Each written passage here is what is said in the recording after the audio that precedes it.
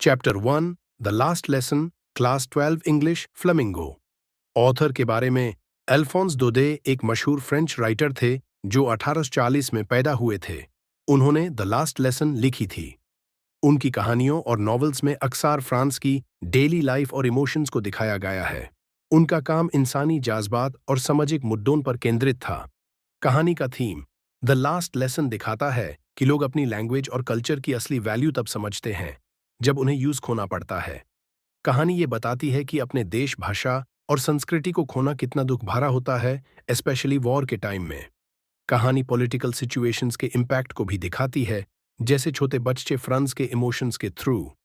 ये भी रिफ्लेक्ट करता है कि लोग जब तक किसी चीज को खो नहीं देते तब तक उसकी कदर नहीं करते। 1870 के दौरान फ्रांको प्रशियन वॉर हुआ, जिसमें प्रशिया, जर्मनी, पोलैंड और ऑस्ट्रिया के पार्ट्स ने फ्रांस के अल्सास और लोरेन रीजन्स को जीत लिया। जर्मनी ने वहां के लोगों को फ्रेंच पढ़ना बैंड करवा दिया और जर्मन इंस्ट्रक्टर्स भेजने का ऑर्डर दिया।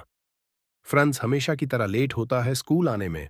वो देखता है कि प्रशियन सोल्जर्स स्कूल के पास ड्रिल कर रहे होते हैं और लोग बुलेटिन बोर्ड के पास खड़े होकर वॉर की अपडेट्स पढ़ रहे होते हैं। स्कूल का माहौल कुछ ज्यादा ही सीरियस और उदास लगता है।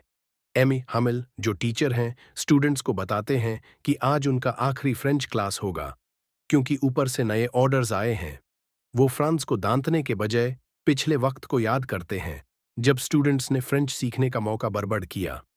एम हमिल फ्रेंच लैंग्वेज के लिए अपना रिस्पेक्ट दिखाते हैं और इस खास दिन के लिए अपना संडे वाला स्पेशल सूट पहनते हैं। जब फ्रांस क्लास में एंटर करता है तो देखता है कि लास्ट बेंचेस जो हमेशा खाली रहती थी आज विलेजर्स से भरी हुई हैं।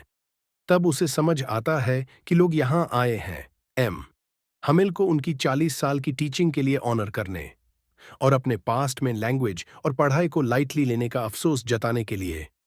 पूरा दिन सभी स्टूडेंट्स बड़ी मेहनत से अपना काम करते हैं और एम हमिल की बात ध्यान से सुनते हैं क्योंकि सब जानते हैं कि ये उनकी आखिरी फ्रेंच क्लास है।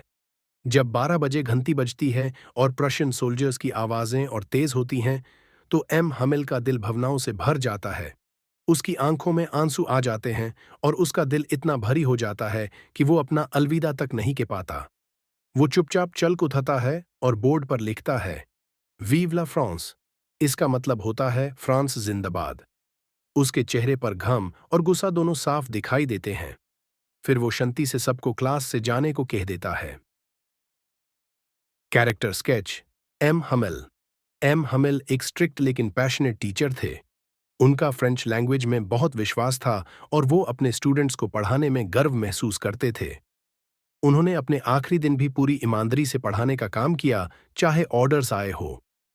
Character sketch France. फ्रांस एक एक्टिव और क्यूरियस लड़का था जिसे नए नए काम करने में इंटरेस्ट था, लेकिन शुरू में फ्रेंच पढ़ने में उसकी कोई दिलचस्पी नहीं थी।